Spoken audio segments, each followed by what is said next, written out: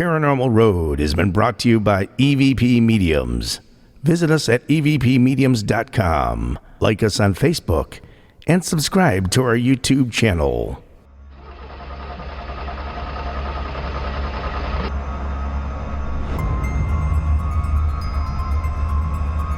And she looks out and sees these lights in the sky and these different patterns drifting like they were going to land.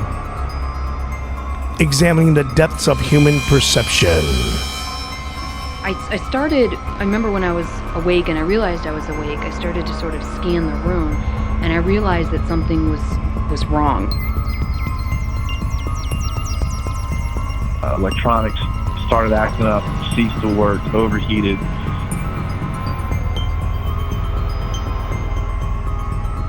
And so when we get around this bend in the road and this group of trees, we look up in the sky and there's this craft, and it is huge.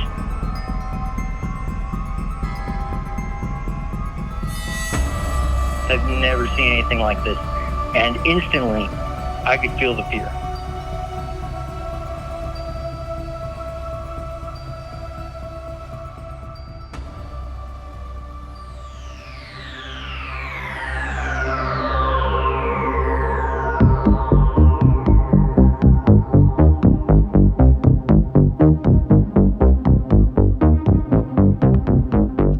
And welcome to the Paranormal Road. I'm Dave Hensley, your host. And I'm Randy Kessler, your co-host. Can't believe we're doing a bonus show. Finally have the time to do it. Yeah, it's like the summer finally got here, and with all the hectic life we're going through in the world, it's kind of been crazy, but... Yeah, the world itself has become quite paranormal.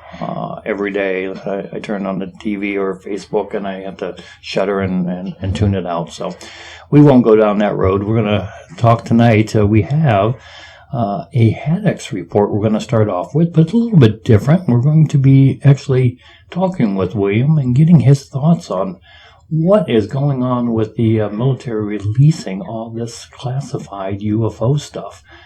And it's funny, the world's so crazy right now, they're finally admitting that UFOs are real, and it's like, yeah, so what? That can't be any weirder than anything else that's going on in the world. I saw a meme, and it's kind of fitting of an alien in a spaceship that says something, lock your doors when you go by planet Earth, because yeah, we certainly are out of control, that's for sure.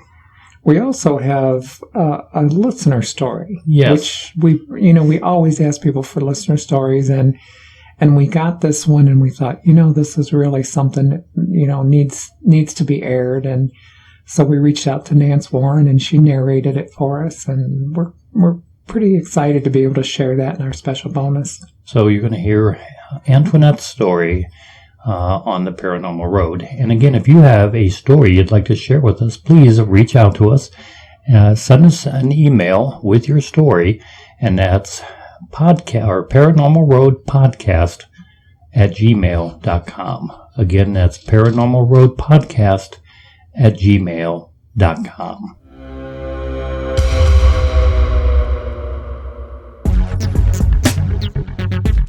And now, professional UFO investigator on special assignment with Paranormal Road, it's William Haddox with the Haddox Report.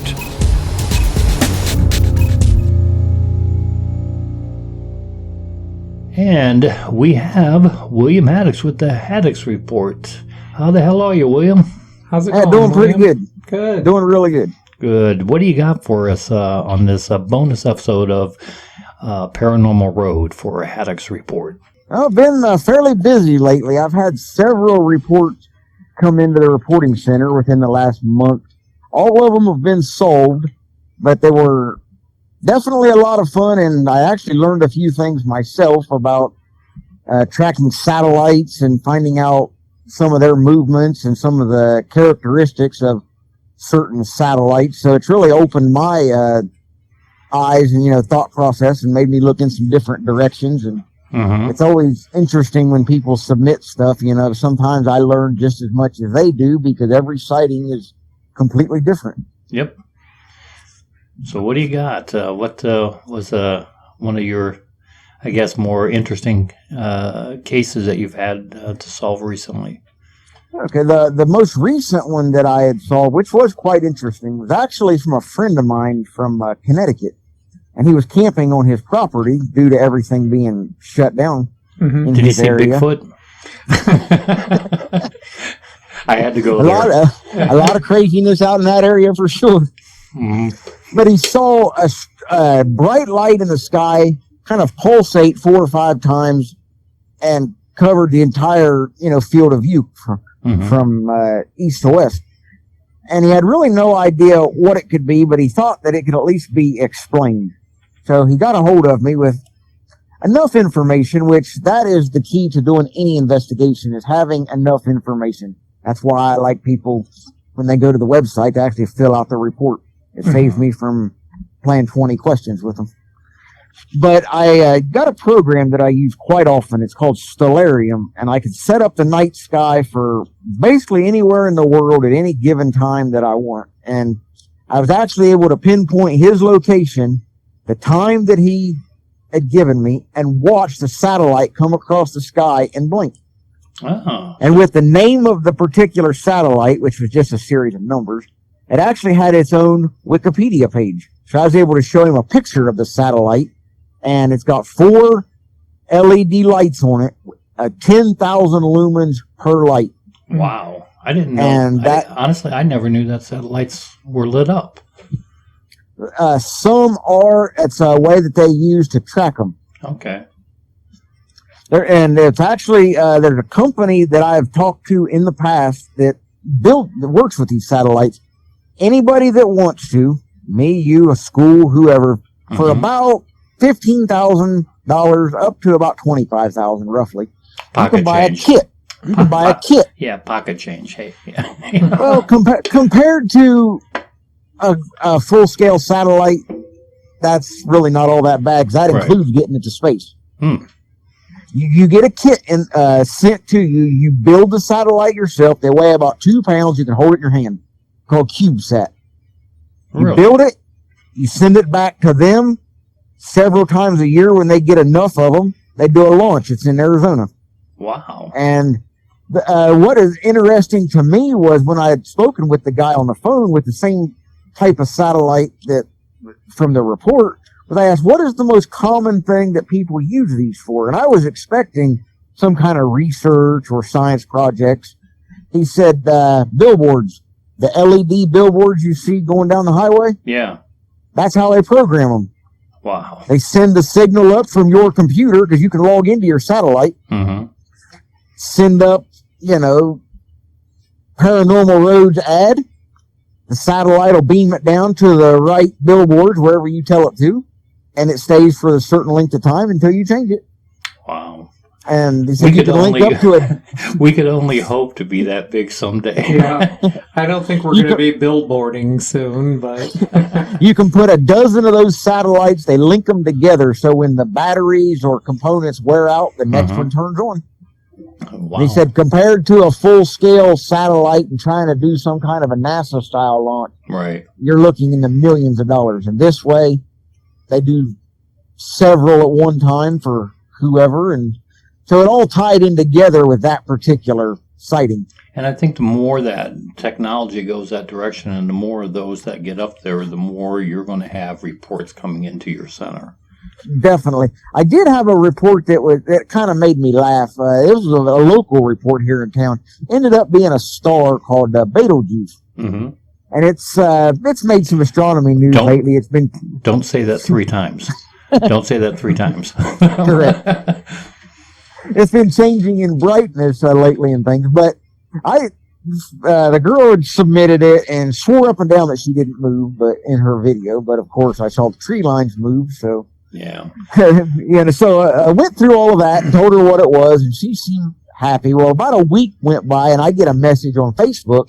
I'm tagged in a post from a UFO page. Somebody in Canada saw the same thing, so I mentioned the same conclusion, and I get a reply of, well, they're in Ohio and we're up here. How can it be the same star? So you just kind of you have to laugh, and you have to know in this if you want to call it a business, you got to learn to know when to walk away. Yeah. Sometimes there's no point in beating your head up against a brick wall. You just gotta. It's kind of like one of those. Well, there you have it, folks. All you can do, can, as a good friend of mine from Cedar Point used to say, all you can do is shake your head. And walk definitely. away. And there's a lot of that in this field of study. Yeah. Well, with the craziness of this world right now, what's going on, I never thought in my life I would live to see what is going on right now. And it must be something, because people, it's like, here we are, our government is acknowledging that UFOs are real. They're releasing information, but there's so much going on in the world. People are like, yeah, okay, whatever. And they're back to protesting or back to quarantining or whatever.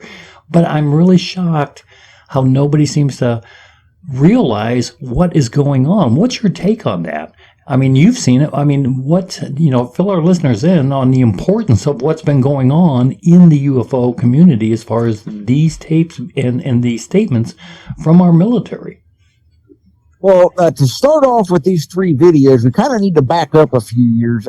There's a gentleman by the name of Tom DeLonge. He was a former band member from Blink-182. Mm-hmm. And he started this UFO investigating and actually got a hold of, I'm not exactly sure where, I don't think he's said. Right. He was the first one to release it. Right. Correct. And it's made it on the History Channel. There was a show, but there's so much fake news that goes on daily that I think a lot of people don't want to believe it.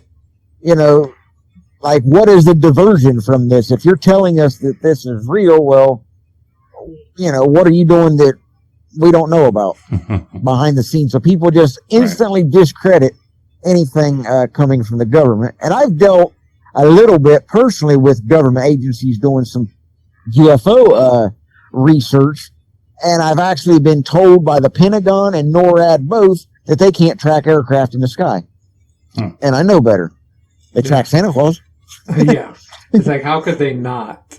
Exactly. With the technology and everything they have, and the fighter jets, the war,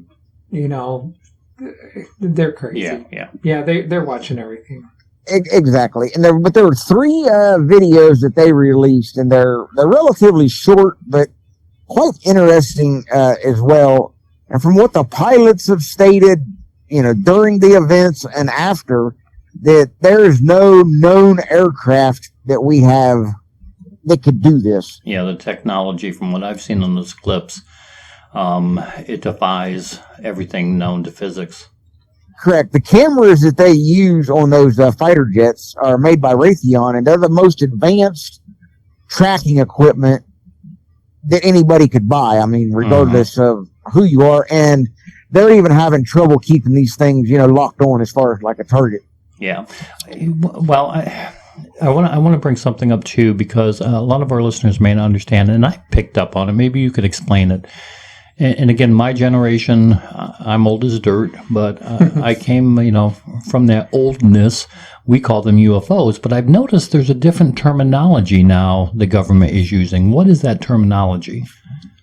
A lot of it, they call it UAP. That's an unidentified aerial phenomenon, and that is actually, in my opinion, kind of a better term, because UFO would mean flying, which these objects, yes, they're moving around the sky, but can you really call that flying? Right. I mean, it's something completely different. And also, I think by using the unidentified aerial phenomenon, it gets rid of the stigma. It's actually, in my opinion, brought more people forward to want to talk about things, because they're not instantly looked at as, oh, you believe in aliens. Right, the tinfoil hat with the UFO stigma. Because I would say it's got to be close to 90% of all the cases I've dealt with over the years. Those people have zero belief whatsoever in anything extraterrestrial. They just know they saw something. They'd like to know what it is. And one of the more looked at, well-known, I guess, well, I should say documented cases of the 3 videos was from 2004.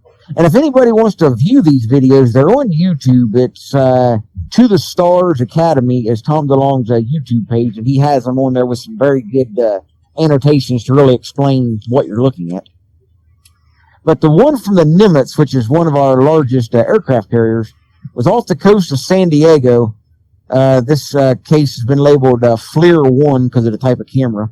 And it was about 20,000 feet altitude, oblong-shaped, traveling at about 3,600 miles an hour. It traveled 60 miles in 1 minute. Is that not the same video, too, that they can look up on YouTube called the Tic Tac? Yes. Okay. Yes. And because that's what it's shaped like. It looks like a Tic Tac mint, oval, flying weirdness. Right, and that's kind of a common characteristic of these objects. But 3,600 miles an hour was the speed, and the planes could not even keep it in their sensors. It was too fast. It was making too many movements that human or otherwise could never stand that kind of a G-force. Mm-hmm. It's just way too much. That was one that's really been looked at and the most documented. The pilots are only seeing one object that's in the video, but on radar, they tracked a whole fleet of them. That's incredible. And from what I had gathered from some eyewitness testimonies and on other websites was it was such a problem, they had to actually cancel their training mission because it wasn't safe for the pilots. That's incredible. They didn't know what was going on, and it was going from 20,000 feet of an altitude down to 50 foot above the water in the blink of an eye. Huh. Mm. And there were reports shortly after the fact of our submarines actually being pursued by these objects. Right. The objects went underwater, right? Correct. Mm-hmm. Up to 50 miles per hour underwater. And that's extremely fast. Yeah, nothing can really do that. Right. Now, there seems to be some theories, if I'm not mistaken, that on the propulsion is that in these cases, and it appears instead of being pushed as we know propulsion from rockets, jets, blades, propeller blades, it seems that these objects may be, in fact, being pulled. Have you heard that theory? I've heard that. There's been several theories, put out because the most compelling thing as far as the video is concerned is with their infrared cameras, which work off of heat, mm-hmm. there is zero exhaust. Right. Right. So it has to be either pulled by something, which would almost lead, like maybe it's using our magnetic field. As gravity. Because in that particular area where the object seems to be the fastest and the biggest maneuvers, there is a spot not far from there to the south. It's down around Mexico, where compasses and things do not work. It's a magnetic anomaly mm-hmm.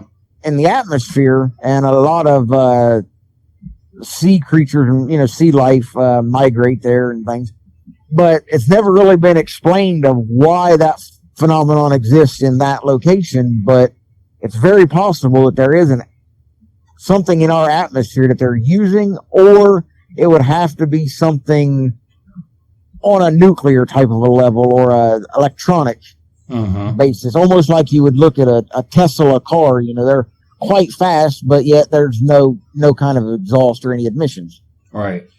So it would have to be something along those lines, in my opinion. But what's making it the biggest standout, according to witnesses, was it's going 3,600 miles an hour, but it's never breaking the sound barrier. There's no sonic boom. Right. And logic, that just makes no sense. And as far as science is concerned, that's impossible. Yeah. Especially at that altitude. Now, when you get into different levels of the atmosphere, extremely high, things can change. But as far as 20,000 feet, that's a pretty common altitude for aircraft and things. So there should definitely have been a sonic boom, but there wasn't. That makes no sense. It's bizarre, very bizarre. And what I just find amazing is, again, the lack of really coverage or media. Obviously, the media has been having fun with other things, but it's like, where is the astonishment, the acknowledgement? It's like, here the government is more or less admitting, they have admitted these things are real.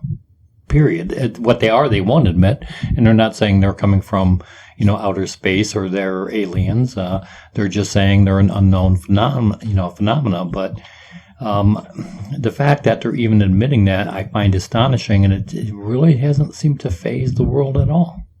I think part of it might be when it initially was reported, before the military ever admitted it, it was actually bigger news. Mm-hmm. Once the military admitted it, they also stated that if we find out what this is, it'll be a higher level classification than the Manhattan Project, World War II, which was, to build the atomic bomb. Right. So I think people have given up on it due to the fact of, we're never going to know what it is anyway, so what makes a difference? Huh. Yeah. I think there could be some of that thought process. If you're never going to get an answer to it, why look at it? Now, one of the things, being involved in the UFO community, there seems to be, from what my understanding is, World War I, World War II, Vietnam, many, during times of very turbulent times here on Earth, there seems to be a huge spike in UFO sightings. Are you finding that right now in this time period? Definitely. We're in a flap? Definitely an increase, at least on a personal basis, because there will be times at the reporting center that I'll go months and never get anything. Mm-hmm. Like I said, within the last month, I've had at least 6. Yeah.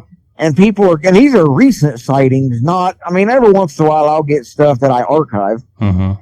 But these are all recent. Hey, I saw it last night, or I'm looking at it now, and right, things of that sort. So there's definitely an increase in people seeing things, reporting things.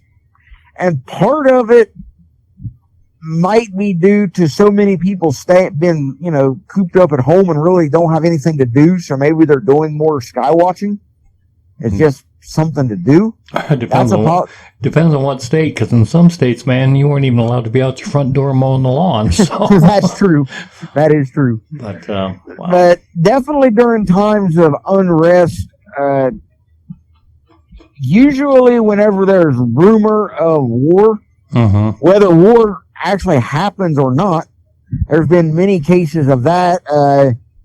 I know back during the Cold War, there's more than one report when we were within mere minutes of launching our nuclear missiles, and we couldn't launch them if we wanted to because an object was seen over the silo and everything shut off. And you know what? I from my understanding, there was the same case in Russia, where the same thing. Well, exactly. Within Russia, they all activated. Right. And they panicked because they couldn't shut them down. And then at the last minute, they shut down. Right. But every time, whether they were activated or deactivated, they were out of human control. So that distracted the personnel long enough to let cooler heads prevail and not wipe each other out. That's pretty interesting. Very, so very interesting. So I think that, in my opinion, whatever is out there would like to help us out. Boy. I don't know if maybe they've made I've always speculated that they've made some mistakes. I compare it to parents and their children. If the parent made a mistake during their life, maybe could have been anything, drugs, alcohol, whatever. Right. They're going to try that much harder to make sure their kids don't follow that same path. And that's kind of the correlation that I make, is maybe these beings have been observing us and they see mistakes that they have made, and maybe they're trying to prevent it for whatever reason, to help us out, maybe for their own gain. But for some reason or another, they don't want us to destroy each other, because every time we've come relatively close, it seems like they pop up. Yeah. Thank God. Thank Definitely. the So we heavens. might owe them something. Yeah, you know? exactly. But William, we can't thank you enough for coming on the Paranormal Road on this bonus episode. As always, it's awesome to talk to you and very informative. Yeah, I always appreciate the opportunity. We always enjoy being able to talk to all of our guests and having you and Amy Boo and Nance Warren and some of our regular people. It helps us out a lot, and we really enjoy it. And even though, we are truly enjoying ourselves on hiatus, the campground set up and that kind of stuff, I do miss Paranormal Road. I have to admit. So we had to do this bonus. So we're really excited that you can, make time available to be on for this episode. And you'll have to follow us and see what we're doing out there at the campground. Maybe make a road trip. Definitely. I definitely, enjoy every time I get to do a Haddox report or a bonus episode like this. It's really nice to be able to put everything out there. And to some, it may seem like this line of work is fairly straightforward, but that's the furthest thing from the truth. You never know what you're going to get into when you see it in the email that you got a new report that came through. Yeah. And it's extremely interesting. Some people have their own ideas, and there's been times that witnesses have actually solved their own case and got back with me just for confirmation. Mm-hmm. So I always want to urge that to anybody that would ever fill out a report. Just because you submitted a report, that doesn't mean that that's the end of it. If you come up with new information, definitely pass it along. Yeah. You might figure it out on your own, and I always appreciate it when people, are able to figure things out. That's always, really interesting to me that they're able to figure it out. And you can still share the story for everybody to understand, and that's good too. Exactly. Well, William, how can, again, our listeners get in touch with you? This is your chance or time to tell them how to do a report to your center and where they can find you. Okay, if you go to my website, which is Central Ohio UFO Reporting Center, all one big word, and it's .us. And on the homepage, you will see the link to click on to fill out a report. You can read the archives or past, more recent cases that have been solved or still pending. And I have a new page that I've recently added, which has all of the witness evidence that they've sent, whether it be videos, drawings, pictures, and I post all of that there with the corresponding case numbers so you can match it up, and you'll have every bit of information that I have. And something I'm going to do in the very near future is the different tools that I use, flight radars, the stellarium that I mentioned. I'm going to put links to all of that on the website as well. I want everybody to have the same opportunity to view things as I do. There's no real secret to any of it. It's just time and dedication. Awesome. Well, we certainly appreciate, and I know our listeners do, your passion and helping out so many that are baffled by what they're seeing in the sky. And one last thing I will add is if anybody's got any questions, comments, or anything, you can also go to the website, and I have a spot for that on the homepage. So you do not have to necessarily think it's only for reporting. If you just got questions, comments, the YouTube page is there, which is where I upload all the Haddox reports or any other podcasts that I'm involved in, as well as the Facebook page. So you can check out everything there. And my number one goal, which I always adhere to, is if you submit a question, a comment, or a report, I will reply within 24 hours or less. Fantastic. Thanks again, buddy. Thanks so much, William. It's always a pleasure to talk with you about the UFOs and what's going on in the sky.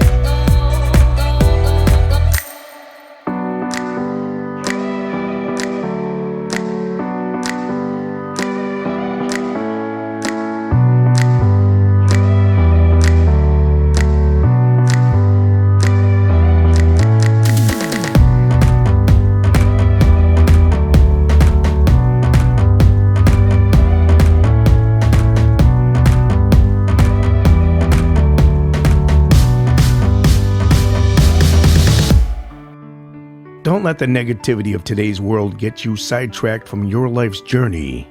Visit It's Your Journey Metaphysical Store at 4750 Cleveland Road East in Huron, Ohio. It's Your Journey is more than a store.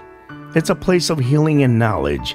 It's Your Journey carries a wide variety of healing crystals and protection stones, salt lamps, books, incense, candles, essential oils, and more. It's Your Journey also offers Reiki, energy healing, personal readings, spirit releasement, and soul retrieval. Live out of the area? No problem. Visit It's Your Journey's website at itsyourjourney.com and shop online.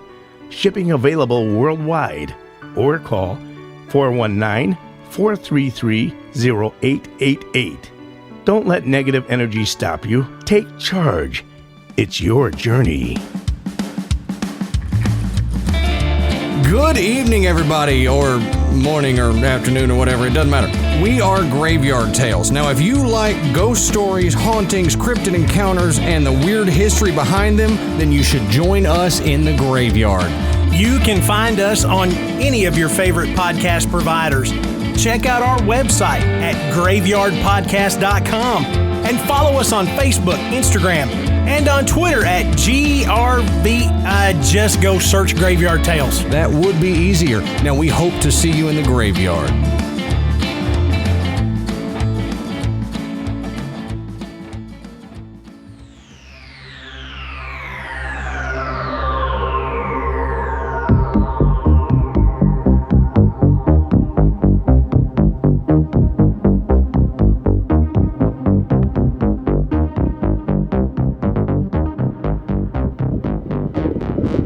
And now we have a listener story submitted from Antoinette from California.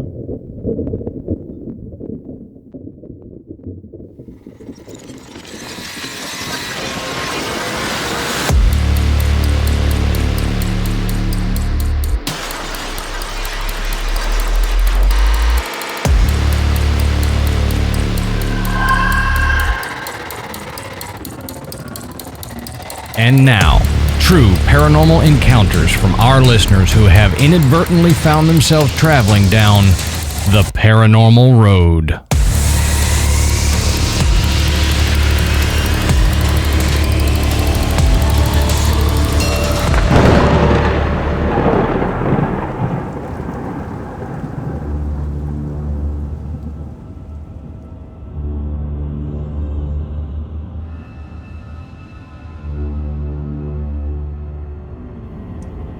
Hello, my name is Antoinette. I don't really know how to start this off. I have always told my stories in separate stories, even though a lot of people never believe me. Psychics do run in my family. I am also an identical twin, in which I heard twins are very intuitive. I almost died when I was a baby because I was born without a thyroid. I have always heard that people who have almost or have died and then come back to life, they become very intuitive because they always have one foot on the other side. So I guess when it comes to the odds of being psychic intuitive, the odds are against me. I always remember my mom would practice my skills with me. I remember being little and she would tell me to close my eyes and clear my head. She wanted to see if I could read her mind. I didn't know that is what we were doing. Anyway, she would say, "Close your eyes and tell me what you see." I remember one time I said, "I see a triangle and Indians live inside it." Turns out my mom was actually thinking of a teepee. I was very young, probably 3 to 5 years old. I don't know what she saw or what I said when I was little that made her start wanting to do these exercises with me. One time I was maybe 7 years old. We were living at my Nana and Papa's house with our mom. She was a single mom the first 10 years of our life. My sister and I slept in the office, which had a day bed, so my bed was the one that pulled out from underneath the bed. I also was facing the door. I woke up in the middle of the night, and I kid you not, I saw a Native American man start walking slowly in front of my door. I could see his profile. He stops in the middle of the doorway, and he starts to turn his head toward me. I got so scared I shut my eyes really tight. I slightly opened them a few seconds later, but only to the point where it would look like my eyes were still shut. I saw him turn his head back forward and continue walking down the hallway into what would have been our living room. I think that scared me to the point that it shut that door for a while. Fast forward to when I am 15 and we move into a new house. I am coming in from the garage where there is a long hallway that looks into my family room. I see a dark, tall figure very fast run across the door frame. I just remember it being very tall, skinny, with very long legs and arms. I was just like, what the heck? And that was it until I was 18. I was sleeping in the family room. I woke up about 5 a.m. because my mom was leaving for the airport. My parents leave, and 5 minutes later, I hear little kid feet run across our pergo floor. My ex was with me at the time, and I said to him, "Did you just hear that?" And he said yes. Then all of a sudden, we heard it again. I don't see or hear anything for a while. Then one night, I was 24 years old. I was doing laundry. My room was upstairs, and my sister's was downstairs, right next to the garage door.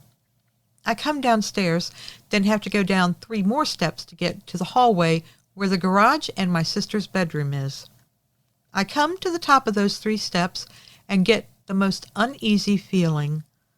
I literally jump the 3 steps and run into the garage and close the door.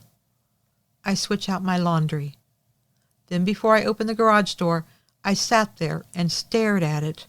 I was too scared to go back into the house. I literally had to count to 3, then I swung the door open, slammed it shut behind me, and booked it up the stairs. My sister called me 2 minutes later, asking if that was me, and I said yes. She asked me if I felt something weird in that hallway in front of her door, and I said yes. She then told me that once she went out to get ice cream when she was about 7 months pregnant with my niece, and she said that when she came back and came to the top of those 3 steps, she felt the same thing, where she literally had to jump from the stairs into her bedroom. The house has always felt a little uneasy here and there, but nothing like that. I couldn't physically see him, but in my mind, I envisioned him to look like a funny demon thing with its tongue out. But one of the nights, around the time my sister was about to go into labor with my niece, I was in her room, which shares the hallway where we both felt the entity. She was laying in her bed, and I was sitting at her computer table, which was right next to her door. We were just watching TV, and I was using her computer. All of a sudden, someone or something scratched down the door, from almost the top of the door to about 3/4 down the door. I literally jumped from my seat and into her bed. I don't even think my feet touched the floor. We both screamed. It was not a fast scratch. It was a slow one. Then we heard footsteps going up our stairs. Our dogs were with us. There's no way our dog could have scratched that far up. I sent my pregnant sister to go investigate. She went into our parents' room, and they were both snoring away. I am pretty sure it was that same thing that we felt in the hallway. I always was curious as to why it was so active during my sister's pregnancy with my niece. A couple years ago, my sister was sleeping in her son's room upstairs. She woke up to a skeleton-feeling hand touching her hand, and then saw a figure wearing a red hoodie. She said she couldn't see the face, but the hand was the hand of a skeleton. When she looked at it, she said she didn't feel scared. She said she'd just watch it back up and disappear into her closet. My nephew is nonverbal autistic. He makes monster sounds and then tells us something is scaring him. Fast forward a year. My Nana was diagnosed with lymphoma cancer. I'm sitting with her, holding her hand, saying I love you and thanking her. I told her, Nana, if you just come to and tell me that you love me too, I will be okay if you pass. I just want to hear it one more time. It seemed like maybe it wouldn't happen, but 30 seconds later, she squeezed my hand 3 times while saying with her lips, I love you. I just start bawling my eyes out. I leave my Nana's house and go back to my house. I'm going to go over to a friend's house just to release some stress. I'm in my mirror doing makeup when my left shoulder blade goes numb. I am like, what the heck is this? I keep moving my shoulder around to see if it was a pinched nerve, but it wasn't. It felt like someone was touching you and your foot falling asleep. While at my friend's house, I get a call from my sister saying Nana had taken a turn for the worse and that she's fallen. My family is known for being very dramatic, so I called another family member to ask if it was true, and they said yes. I immediately went to my Nana's. I walked down the hallway into her bedroom. They were just getting her up off the floor, and it had been 30 minutes since they had told me she had fallen. They get her onto the couch, and we all get around her. My aunt says to her, Mom, everyone is here now. TT is here now. It's okay to go now. TT is me. And I'm thinking, you guys are so dramatic. But right then and there, my Nana took her last breath. Now, when someone is about to pass or has just passed, my left shoulder blade goes numb. I always thought it was my Nana since it started happening the night she passed away. Sometimes the feeling is stronger than others. One time I felt it, and my mom's best friend called me about 5 minutes after it started to happen. She called me looking for my mom. I asked her if she was okay, and she told me her father passed away. Her father was friends with my grandparents. One time I was over at my grandparents'. My papa was still living at that time. I grew up a papa's girl. I was named after him. His name was Anthony, and everyone called him Tony. I am Antoinette, and my nickname is TT, which stands for Tony Teresa. Anyway, I was over at his house cutting my cousin's hair. My aunt told me he was asleep and that he wasn't in a good mood, so don't go down to see him. I said, okay. When I started to leave, the feeling on my shoulder blade was the heaviest it had ever been, like something was pulling me back, telling me to go down to my papa's room and see him.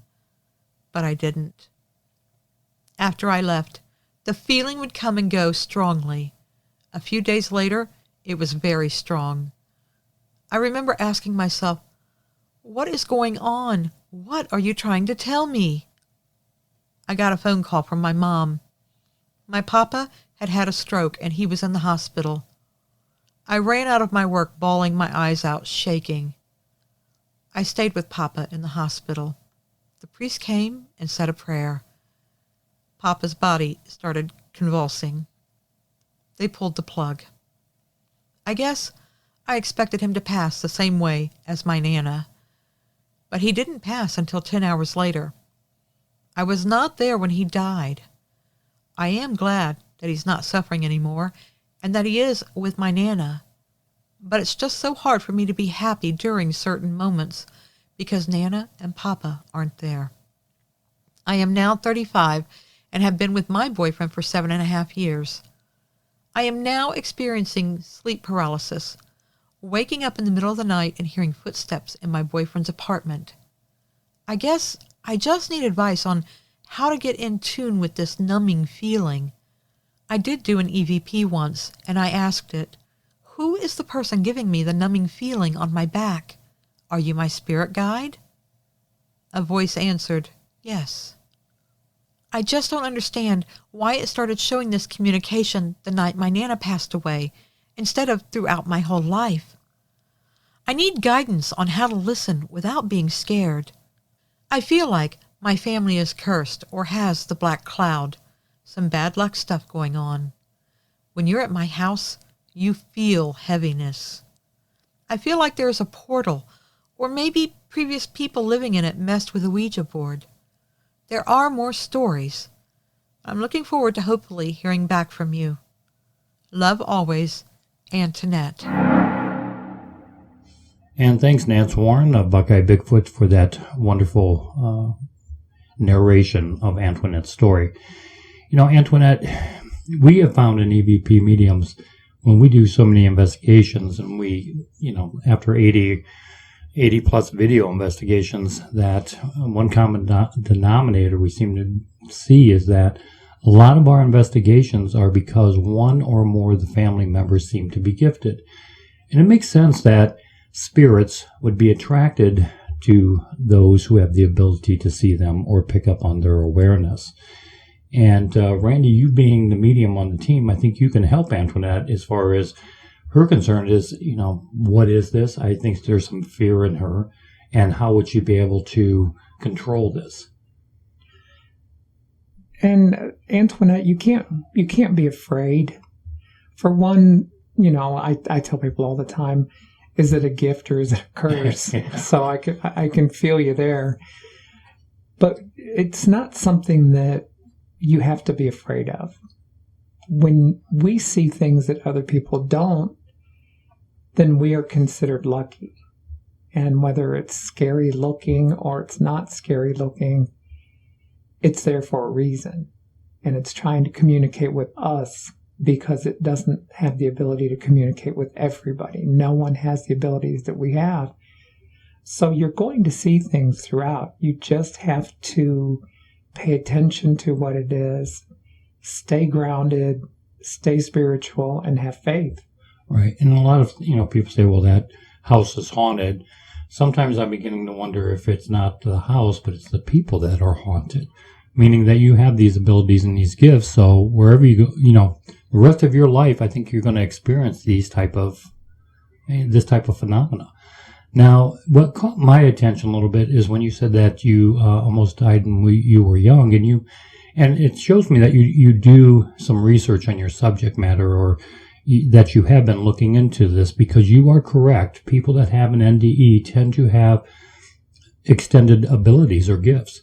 And for me, if I was in your shoes, it's just me, but I would be looking down the avenue of a regression, a certified, maybe you can find someone locally in your area that can do a past life regression, or at least take you back to that time period when you were a child or a baby and you almost died. You might be able to get some insights as to what exactly happened at that time period. It's just a thought. Also, there's groups out there. We had the pleasure of interviewing an author, and her book is called Caught Between Heaven and Earth. Her name's Nance Van Alphen, and she is just an amazing woman, so spiritual and so in tune. And she is part of a group, I believe it's called IONS, and it's IONS, International Association of Near-Death Experience. Exactly. And she has some incredible stories, including her own, where she, picked up a special gift after near-death experience, and she deals with people regularly through that group. So that might be something to research also. Reach out and see. There might be people that have exactly the same feelings that you have, and they can also share with you how they've dealt with it throughout their life. And as far as the shoulder tapping, it could be a spirit guide. It could be someone that's assigned to you, just as I'm not sure, or we're not, I'm not familiar with how much you know about EVP mediums and our YouTube channel, but we have been doing investigations for quite some time, and there's a spirit that identifies to us. His name is Alfred. What he is, we don't know. We can't say for certain, but we do believe he is some sort of spirit guide, a helper. And your connection, your sensitivities, you may be, when you're feeling that tap on your shoulder, it may be just that, a spirit guide. Someone that is trying to awaken you to your gifts and your abilities. Because if you're a light worker, which I think most people that have these gifts are, in one way or another, you have a mission here. I firmly believe that. I believe you're given these abilities and gifts for a reason. And it's up to you whether you embrace them with courage and conviction, or whether you want to tune them out. That is your choice, but it can be a wonderful, and I believe, gift, speaking from somebody who is not gifted like Randy. One thing I can say is that each one of us kind of handles the situations and mediumship and being, as spiritual as we are individually.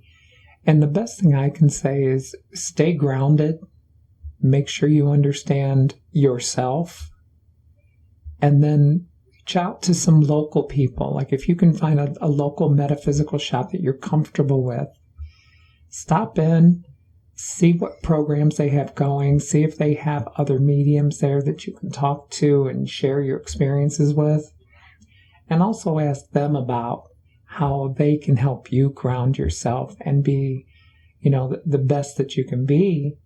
And then decide if you want to pursue this and you want to know more, or you just want to keep it at bay. And that's something that you have to decide. I can't tell you how to feel. And, I went through the same thing. When it first started with me, I thought I was going crazy. And I had to learn. And you had a lot of advice, right? That contradicted from other people. So Randy, he was getting advice from one medium, then another person would tell him something completely different, and you just had to find your own path. And I think you have, and you're doing very well with it. And it takes a little bit of courage. But please, we first of all would like to say thanks so much for sharing your story with us and our listeners. And feel free anytime to drop us a line, email us, and let us know how you're doing. And if there's anything else we can do to help you or to try to point you in the right direction to get guidance or answers, we certainly will do that.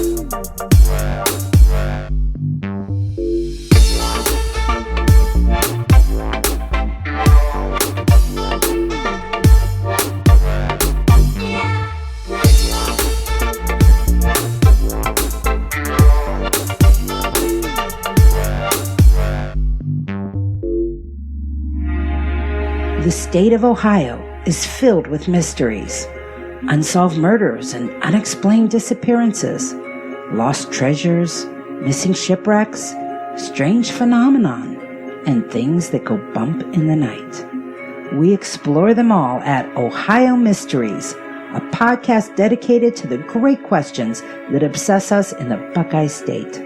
I'm your researcher and storyteller, Paula Schleiss. And I'm your co-host, Steve Yoder. We invite you to join us every week for a new episode about a mystery that's never been solved.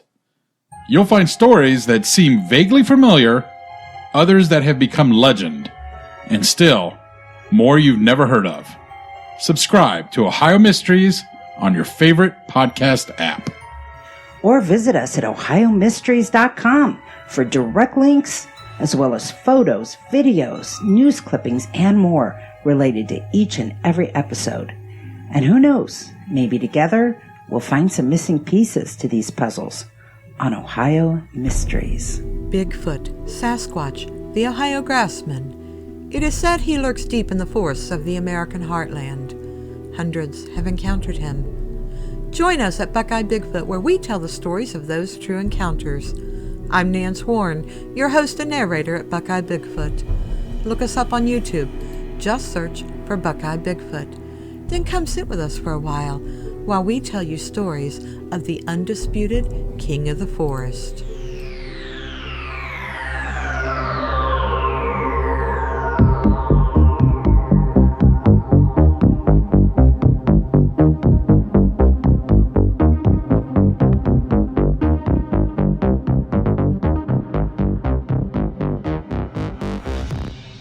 And we have some really kind of neat things planned for the summer. Hopefully we'll be able to do those with some Bigfooting going on with our friends, dear friend Amy Boo and her group. that will be coming out to our campground in Oberlin, Ohio, where we've had some strange stuff occurring, screaming from the wood lines periodically at night that many campers have heard. Tree knocks. You may have heard us actually talk about this on some of our other shows. And so we're excited to have Amy Boo and group come out, and hopefully that we'll be able to do that this summer with, again, the restrictions and things in place, but they are lifting. So hopefully we can get that planned. Yeah, it'd be nice to be able to do that before the end of the summer season.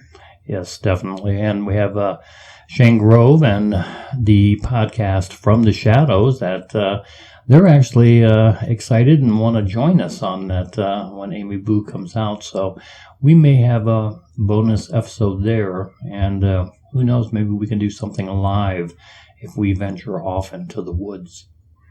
Well, I'll do it live from the campsite because I'm not going into the woods. But we do want to thank you for tuning in to the Paranormal Road. And as always, we want you to follow up with us and listen to us even when we're not doing regular shows. We still have our shows out there on podcasts. And go to our Facebook page. Like us on our Facebook page. Subscribe to us. And also follow EVP Mediums on YouTube. We have all of our investigations up there. You can see us and know a little bit about us. So when we do come back full force in the fall, you'll understand a little bit about what we're talking. So in the meantime, until we're back and we have another bonus episode, everyone stay safe and enjoy the summer.